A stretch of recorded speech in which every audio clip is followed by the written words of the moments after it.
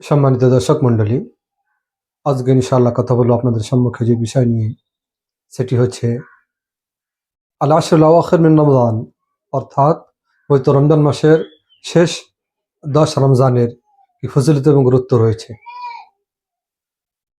আমাদেরকে একটু বোঝা উচিত যে পবিত্র রমজান মাসের প্রায় 29 থেকে 30 দিনের মধ্যে শেষ 10 দিনটির বিশেষ গুরুত্ব রয়েছে।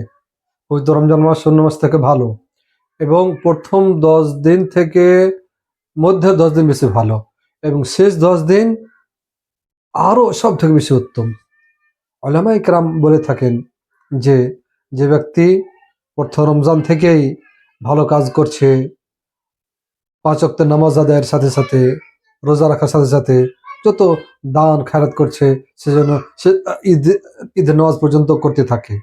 এবং কেউ যদি অবহেলা করে থাকে, শেষ 10 দিন যেন সে অবশ্যই সে কি করে, তওবা করে নেয়। এই জন্য তো হাদিসে প্রমাণ রয়েছে, নবী মুহাম্মদ মুস্তাফা সাল্লাল্লাহু আলাইহি সাল্লাম সম্পর্কে হযরত আয়েশা রাদিয়াল্লাহু তাআলা আনহা বলেন যে যখন শেষ 10 দিন বাকি থাকতো, নবী সাল্লাল্লাহু আলাইহি সাল্লাম সাদ্দা মিজারা,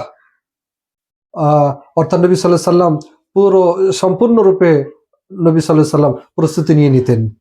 এই মতো নিজের রাত জাগতেন, নিজের ফ্যামিলি অর্থাৎ স্ত্রীগণকে রাত জাগার জন্য নবী সাল্লাল্লাহু আলাইহি সাল্লাম উৎসাহিত করতেন।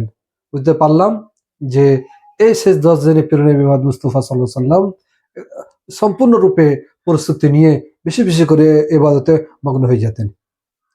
আরো এই পবিত্র শেষ 10 দিনের ফজিলতের মধ্যে রয়েছে প্রিয় নবী মুহাম্মদ মুস্তাফা সাল্লাল্লাহু আলাইহি সাল্লাম যখনই মক্কা থেকে মদিনা হিজরত করে গেছেন, এবং হিজরতের পর প্রায় 9 বছর 10 বছর থেকেছেন, 9 বছর প্রত্যেক বছর নবী সাল্লাল্লাহু আলাইহি সাল্লাম ইত্তেকাফে বসেছেন। ইত্তেকাফ বলা হয় যে শেষ 10 দিনে মসজিদের ভিতরে, জুমা মসজিদের ভিতরে কোনো এক জায়গাকে নির্দিষ্ট করে নেওয়া এবং সেখানে বসে বেশি বেশি করে আপনার ইবাদত করা। আপনি 5 ওয়াক্তের নামাজ তো পড়তে হবে, সবাইকে পড়তে হবে, রমজান মাসের রোজা তো রাখতেই হবে, কিন্তু এছাড়াও এক্সট্রা মনে করেন বেশি বেশি করে আল্লাহর ইবাদতের জন্য মানে মগ্ন হয়ে যাওয়া, বেশি বেশি করে কোরআন শরীফ তেলাওয়াত করা, জিকির আজকার করা, রাত জাগা, এবং যেগুলো জায়েজ কাজ সেগুলোকে ছেড়ে দেওয়া। যেমন মনে করেন আপনার জন্য জায়েজ ছিল যে আপনি কোনো অসুখ ব্যক্তির আপনি জিয়ারত করবেন, কিন্তু মোতাকিব করবে না। এই মতো মোত্তেক অবস্থা কাউকে মাটিতে যাবে না, সে একা একই ইবাদতের জন্য সে ব্যস্ত হয়ে থাকবে। এই মতো ইতিকাফ যেমন পুরুষ মানুষের জন্য সুন্নাত এবং মুস্তাহাব, এই মতো মহিলাদের জন্য সুন্নাত। এবং মসজিদে গিয়ে নবী মুহাম্মদ মুস্তাফা সাল্লাল্লাহু আলাইহি সাল্লামের যুগে অনেক উম্মাহাতুল মুমিনিন এই মতো নবী সাল্লাল্লাহু আলাইহি সাল্লামের মৃত্যুর পর উম্মাহাতুল মুমিনগণরা এই মতো মসজিদে ইতিকাফ করেছেন।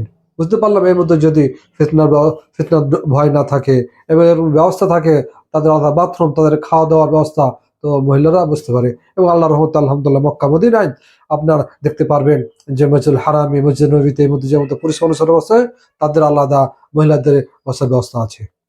সে 10 রমজানে আর একটি গুরুত্বপূর্ণ বিষয় রয়েছে, সেটি হচ্ছে কি যে এই 10 দিনের আপনার লাইলাতুল কদর রয়েছে।